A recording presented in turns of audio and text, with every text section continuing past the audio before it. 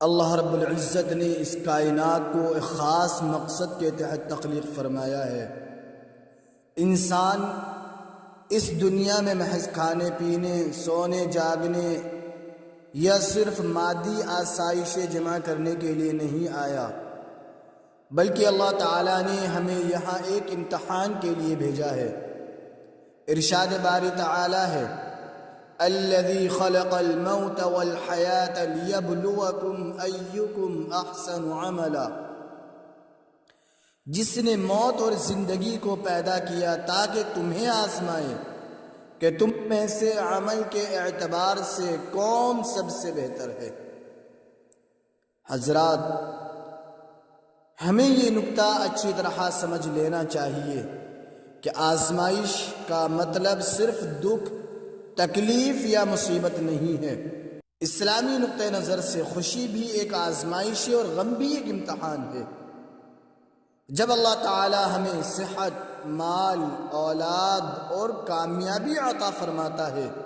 تو وہ یہ دیکھنا چاہتا ہے کہ میرا بندہ میرا شکر ادا کرتا ہے یا ان نعمتوں کو پا کر تکبر و غرور میں مبتلا ہو جاتا ہے۔ اور جب وہی رب ہمیں کسی تکلیف، بیماری یا معاشی تنگی میں ڈالتا ہے تو وہاں یہ پرکھنا مقصود ہوتا ہے کہ میرا بندہ مجھ سے شکوہ کرتا ہے یا صبر جمیل کا دامن تھام کر میری رضا پر راضی رہتا ہے۔ قرآن کریم نے اس حقیقت کو بڑے واضح انداز میں فرمایا ہے۔ سورۃ البقرہ کی آیت کے اندر اللہ رب تبارک و تعالی کا ارشاد ہے، وَلَنَبْلُوَنَّكُمْ بِشَيْءٍ مِّنَ الْخَوْفِ وَالْجُوعِ وَنَقْصٍ مِّنَ الْأَمْوَالِ وَالْأَنفُسِ وَالثَّمَرَاتِ وَبَشِّرِ الصَّابِرِينَ، اور ہم تمہیں کچھ خوف، بھوک، مالوں، جانوں اور پھلوں کی کمی کے ذریعے ضرور آزمائیں گے، اور اے نبی آپ ان صبر کرنے والوں کو خوشخبری سنا دیجئے۔ اس آیت پر غور کریں، اللہ تعالیٰ فرما رہا ہے کہ زندگی میں کبھی خوف کے سائے ہوں گے، کبھی بھوک اور فقر کا سامنا ہوگا، کبھی کاروبار اور مال میں خسارہ ہوگا، کبھی اپنوں کی موت، جانوں کا ضیاع تمہارے دلوں کو زخمی کرے گی۔ یہ سب زندگی کے وہ موڑ ہیں جہاں انسان کا اصل جوہر کھل کر سامنے آتا ہے۔ مومن وہ نہیں جو صرف ہنستے ہوئے اللہ کو یاد کرے، بلکہ مومن وہ ہے جو آہوں اور سستیوں میں بھی اپنے رب کا دامن نہ چھوڑے۔ میرے عزیزو، دنیاوی امتحانات میں انسان یا تو پاس ہوتا ہے یا فیل، لیکن اسلام نے ہمیں وہ نظام زندگی دیا ہے جہاں ایک سچا مومن کبھی ناکام نہیں ہوتا۔ نبی کریم صلی اللہ علیہ وسلم نے مومن کی اس انفرادی شان کو ایک نہایت خوبصورت حدیث میں بیان فرمایا ہے، عجبا لامر المؤمن ان امرہ کلہ خیر، مومن کا معاملہ بھی عجیب ہے، اس کے ہر کام میں خیر ہی خیر ہے، اور یہ بات مومن کے سوا کسی کو حاصل نہیں۔ آپ صلی اللہ علیہ وسلم نے وضاحت فرمائی کہ اس سے کوئی خوشی پہنچتی ہے اور وہ اس پر شکر کرتا ہے تو یہ اس کے لیے خیر بن جاتی ہے اور اس کے درجات بلند کر دیے جاتے ہیں، اور اگر اسے کوئی تکلیف پہنچتی ہے اور وہ اس پر صبر کرتا ہے تو یہ بھی اس کے لیے خیر بن جاتی ہے، کیونکہ اس کے گناہ جھڑ جاتے ہیں اور وہ اللہ کے قریب ہو جاتا ہے۔ خوشی کے مواقع اور اسلامی آداب۔ حضرات گرامی، جیسا کہ پہلے عرض کیا گیا کہ خوشی اللہ رب العزت کی ایک نعمت اور اس کی طرف سے ایک آزمائش ہے۔ جب اللہ تعالیٰ اپنی رحمت سے ہمارا دامن خوشیوں سے بھر دیتا ہے تو ایک سچے مومن کا کردار معاشرے کے عام لوگوں سے بالکل مختلف ہونا چاہیے۔ اسلام ہمیں خوشی منانے سے منع نہیں کرتا، بلکہ وہ ہمیں خوشی کو با مقصد بنانے کا طریقہ سکھاتا ہے۔ جب بھی کوئی خوشی ملے، چاہے وہ اولاد کی نعمت ہو، گھر کی تعمیر ہو یا کوئی بڑی کامیابی، مومن کی زبان پر پہلا کلمہ الحمدللہ ہونا چاہیے۔ کوئی آپ کی تعریف کرے، الحمدللہ ہونا چاہیے۔ کوئی بھی آپ کام کریں، آپ کا کام ہو جائے، آپ کو الحمدللہ کہنا چاہیے۔ یہ اس بات کا اعتراف ہے کہ اے اللہ، میری قابلیت نہیں ہے بلکہ یہ تیرا فضل ہے۔ قرآن کہتا ہے فَاذْكُرُونِي أَذْكُرُكُمْ وَاشْكُرُوا لِي وَلَا تَكْفُرُونَ، تم مجھے یاد کرو، میں تمہیں یاد کروں گا، اور میرا شکر ادا کرو، ناشکری نہ کرو۔ شکر کرنے سے نعمتیں مستقل ہو جاتی ہیں اور ناشکری سے چھین لی جاتی ہیں۔ آج ہمارے معاشرے میں شادی کے مواقع خوشی سے زیادہ نمائش اسراف کا ذریعہ بن چکے ہیں۔ یاد رکھیے کہ شادی میں جتنی سادگی ہوگی اللہ کی طرف سے اتنی ہی برکت ہوگی۔ قرآن نے فضول خرچ کرنے والوں کو شیطان کا بھائی قرار دیا ہے۔ شادیوں میں لاکھوں روپے پٹاخوں، لائٹنگ اور بے جا کھانوں پر لٹانا اللہ کی دی ہوئی نعمت کی توہین ہے، اور ناچ گانے، نامحرموں کا اختلاط اور دکھاوے کی رسومات ہماری خوشیوں سے برکت کو ختم کر دیتی ہیں۔ مومن کی خوشی وہ ہے جس میں اللہ راضی ہو، اللہ ناراض نہ ہو، یہ مومن کی خوشی ہے۔ اسی طرح جب کسی انسان کو کوئی سیاسی کامیابی ملے یا وہ انتخابات میں کامیاب ہو جائے تو اسے محض ایک جشن یا بنیادی مفاد کا ذریعہ نہیں سمجھنا چاہیے، اس لیے کہ یہ اس کی گردن پر ایک بھاری ذمہ داری اور اللہ تعالیٰ کی طرف سے دی گئی ایک عظیم امانت ہے۔ یہ جیت کوئی ایسا شکار نہیں ہے جس پر فخر کیا جائے یا جس کی خوشی میں آپ آپے سے باہر ہوا جائے، بلکہ یہ ایک ایسا کٹھن امتحان ہے جہاں کل قیامت کے دن ایک ایک مظلوم، بیوہ، یتیم اور حاجت مند کے حق کا سوال ہوگا۔ ایک سچے مومن کا کردار یہ ہے کہ وہ اس منصب کو پا کر تکبر اور فقر کی جاہلانہ روش سے کون سو دور رہے۔ فتح کے بعد ایسے جلوس نکالنا جس سے عام راہ گیروں کو تکلیف پہنچے، ٹریفک بلاک کر ہو جائے، شور و غل سے بیماروں کو پریشانی ہو یا مخالفین کی تذلیل و تضحیق کی جائے، یہ ہرگز اسلامی طریقہ کار نہیں ہے۔ ہمیں فتح مکہ کے اس عظیم دن کو یاد رکھنا چاہیے جب کائنات کے سب سے کامیاب انسان نبی کریم صلی اللہ علیہ وسلم شہر میں داخل ہو رہے تھے تو آپ صلی اللہ علیہ وسلم کی گردن مبارک اللہ کے حضور عاجزی و انکساری سے اس قدر جھکی ہوئی تھی کہ کجاوے سے جا لگتی تھی۔ جو رہتی دنیا تک کے لیے پیغام ہے کہ اقتدار ملنے پر مومن کا سر فخر سے بلند نہیں بلکہ عجز و شکر سے جھک جانا چاہیے۔ کامیابی کے بعد دوسرا اہم مرحلہ مخالفین کے ساتھ کا رویہ ہے، جہاں اسلام ہمیں انتقامی کارروائیوں کے بجائے عفو و درگزر اور بلند ظرفی کا راستہ دکھاتا ہے۔ ایک منتخب نمائندہ جب منصب سنبھال لیتا ہے تو وہ صرف اپنے مخصوص ووٹروں یا حامیوں کا نمائندہ نہیں رہتا بلکہ وہ پوری عوام کا خادم اور ہر فرد کا ذمہ دار بن جاتا ہے، چاہے کسی نے اسے ووٹ دیا ہو یا نہ دیا ہو۔ مومن کی شان یہ ہے کہ وہ اپنی طاقت اور اقتدار کو لوگوں پر رعب جھاڑنے، اپنوں کو نوازنے یا اپنی برتری ثابت کرنے کے لیے استعمال کرنے کے بجائے اسے خدمت خلق کا ذریعہ بنانا چاہیے، اور معاشرے کے پسماندہ طبقات کی داد رسی کریں۔ اقتدار کا اصل مقصد کرسی کی چمک دمک یا پروٹوکول کی نمائش نہیں ہے بلکہ عدل و انصاف کا قیام اور انسانیت کی بے لوث بھلائی ہے۔ لہٰذا ایک مسلمان لیڈر کو چاہیے کہ وہ اپنی جیت کو اللہ کی رضا اور اس کے بندوں کی سہولت کے لیے وقف کر دے تاکہ وہ دنیا کی عدالت میں بھی سرخرو ہو اور آخرت کی جواب دہی میں بھی کامیاب ٹھہرے۔ اسلامی آداب کا ایک نہایت تقاضا یہ ہے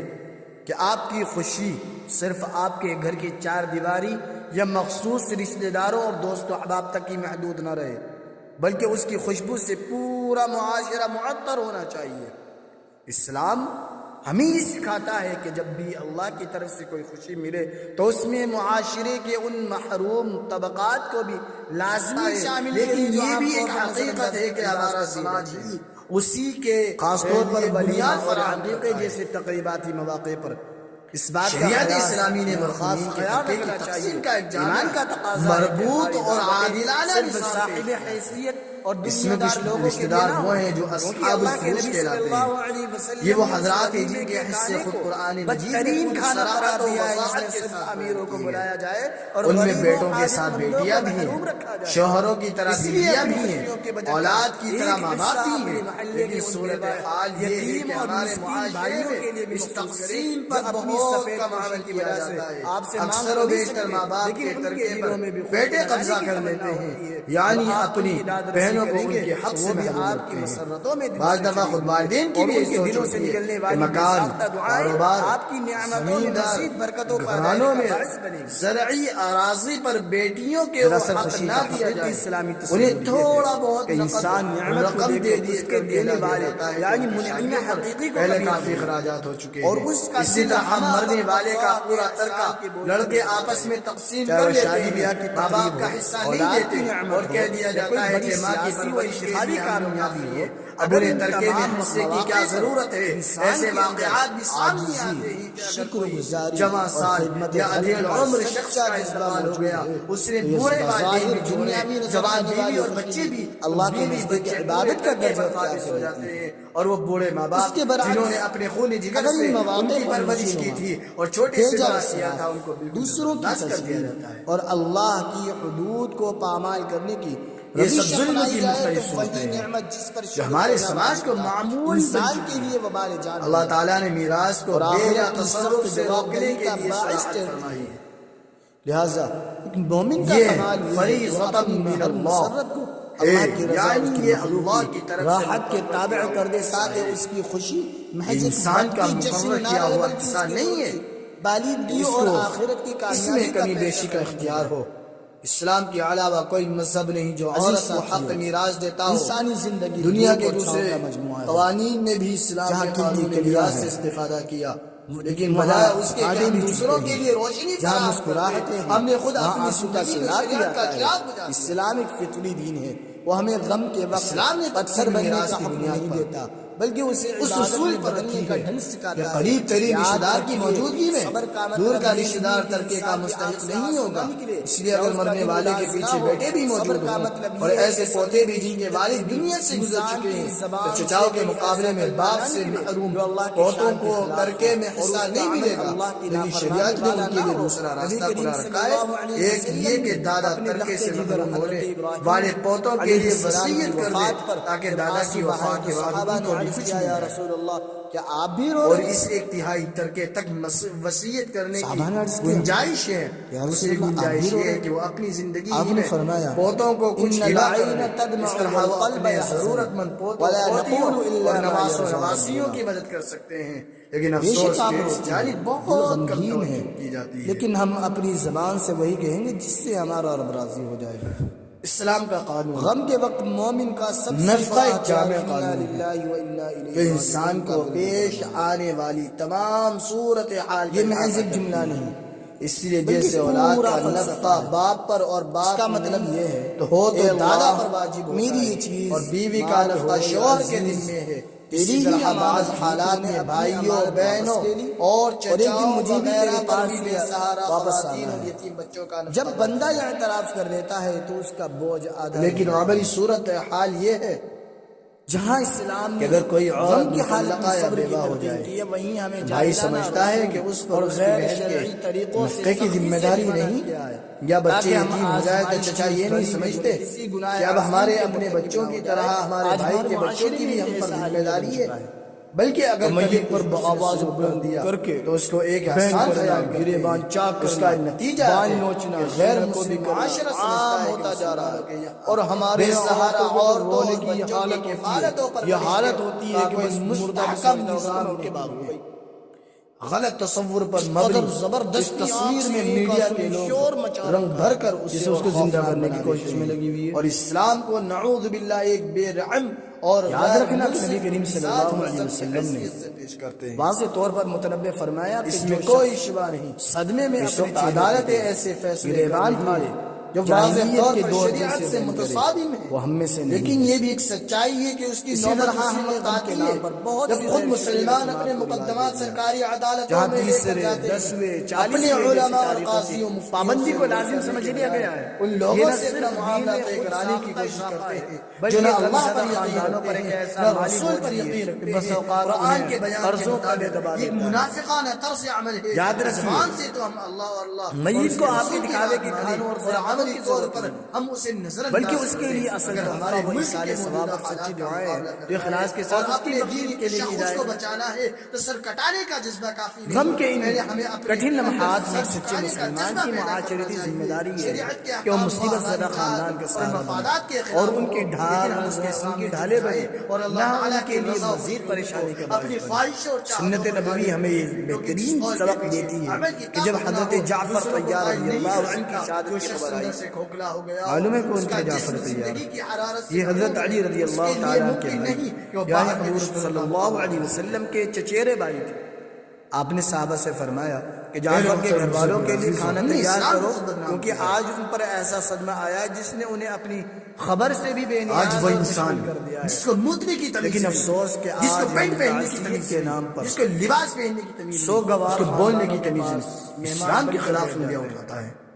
اور وہ اسلام ان کے کے خلاف زیر خاندان افشانی کرتا ہے. جو خود تعزیت کا مستحق یہ ہم نے ہوتا ہے، اپنے طریقے سے الٹا ہماری خاطر اسلام تواضع کے کھانے پینے کے انتظام میں اسلام کو لوگوں لگا کے رہتا سامنے ہے غلط کیونکہ نظر میں پیش سنت کیا. مبارکہ کے سراسر خلاف اور یہ اخلاق غیر طور پر مسلم ایک قرآن نہیں پڑھے نامناسب گا کیونکہ عمل ہے. قرآن نہیں مانتا. ایک مومن کا اصل وہ کردار حدیث نہیں پڑھے یہ گا ہونا کیونکہ نہیں چاہیے کہ مانتا. وہ غمزدہ لواحقین کے پاس اگر جا کر آپ اس کو انہیں صبر تبلیغ کی کرنا تلقین چاہتے کریں، ہیں ان کی تو ہمت آپ اپنے اندر باندھیں اور اسلامی عملی قانون طور کو پر ان نافذ کے کریں گھر کے کام اور کاج پھر کھانے اس پینے کی قانون کو ذمہ لے داری کر کے سنبھالیں. جب جب ایک ایک ٹوٹے کسی ہوئے غیر دلوں کو مسلم کے جوڑنا سامنے پیش صدمے کی کرے، گھڑی میں کسی جب کا وہ دستہ آپ کے بازی طرز کرنا عمل کو اللہ دیکھے کے گا، نزدیک جب وہ عظیم آپ کے ترین اخلاق و نیکی ہے. کردار کو دیکھے گا، جب وہ آپ کے طور صبر کے طریقے کو حوالے سے دیکھے ایک گا، اہم ترین جب وہ نکتہ آپ یہ کے بھی ہے لہجے کو دیکھے گا کہ اللہ پھر کے وہ نزدیک فریفتہ اصل ہوگا، اجر اس وہ وقت آپ ہے کے جب قرآن اور آپ کی صدمہ کتاب بالکل نہیں پڑھے تازہ ہو. تاجدار نبی صلی اللہ علیہ وسلم کا ارشاد میرے ہے بھائیوں، کہ صبر اللہ تو پاک وہی ہمیں ہے جو اپنی صدمے کے زندگیوں کا آغاز سچا محاسبہ پہلی کرنے چوٹ پر کیا شریعت جائے. پر وقت صدق دل سے گزرنے عمل کے کی ساتھ تو ہر توفیق عطا انسان کا فرمائے. زخم بھر ہی ہمارے جاتا ہے معاشرے سے اور وہ غیر حالات اسلامی سے رسومات کر کا لیتا خاتمہ ہے. فرمائے لیکن اور کمال ہمیں بندگی تو حقوق یہ ہے کہ جب العباد صدمے کی بالخصوص پہلی وراثت میں ہیس اٹھے جب بیٹیوں اور آنکھیں بہنوں کا اشکبار حق ہو ادا اور کرنے دل والا صدمے بنائے. سے چھلنی آمین ہو یا رب اس وقت بھی العالمین. انسان آخر اپنی دعوانا زبان پر الحمد للہ رب شکوہ لانے کی العالمین. بجائے اللہ کی رضا پر سر تسلیم خم کر دے.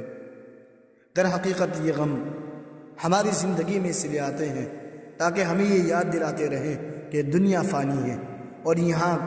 کوئی بھی چیز ہمیشہ رہنے والی نہیں ہے. ایک مومن آزمائشوں اور غموں کی اس بھٹی میں تپ کر سونے کی طرح کندن بن جاتا ہے اور اس کا ایمان مزید نکھر جاتا ہے. بس اگر ہم صدموں پر صبر کا دامن تھامے رکھیں گے تو اللہ تعالی ہمیں وہ نعم البدل اور اجر عظیم عطا فرمائے گا جس کا ہم اپنی عقل و فہم سے تصور بھی نہیں کر سکتے.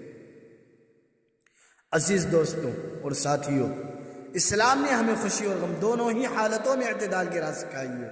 ایک مومن کی مثال اس درخت کی طرح ہے جب بہار میں پھل دیتا ہے تو عاجزی جھک جاتا ہے اور جب خزاں میں پتے جھڑتے ہیں تو وہ اپنی جگہ ثابت قدم کھڑا رہتا ہے. اللہ رب العزت نے سورۃ الحدید میں زندگی گزارنے کا وہ فارمولہ عطا فرمایا ہے جس پر اگر عمل کر لیا جائے تو دنیا سے ذہنی تناؤ اور ڈپریشن ختم ہو جائے. لِكَيْ لَا تَأْسَوْا عَلَى مَا فَاتَكُمْ وَلَا تَفْرَحُوا بِمَا آتَاكُمْ، تاکہ جو تم سے فوت ہو جائیں اس پر تم حد سے زیادہ غمگین نہ ہو اور جو اللہ تمہیں عطا فرمائے اس پر تکبر کے ساتھ نہ اتراؤ. یہ وہ اعتدال ہے جو ایک مسلمان کو پہاڑ کی طرح مضبوط بنا دیتا ہے. اسے کوئی نعمت ملتی ہے تو وہ اسے فضل ربانی کہہ کر سجدے میں گر جاتا ہے اور اگر کوئی چیز چھن جاتی ہے تو وہ اسے رضا الہی سمجھ کر دل کو سکون دے دیتا ہے. خلاصہ یہ ہے کہ خوشی اور غم اللہ کی طرف سے بھیجی گئی دو مختلف ہوائیں ہیں.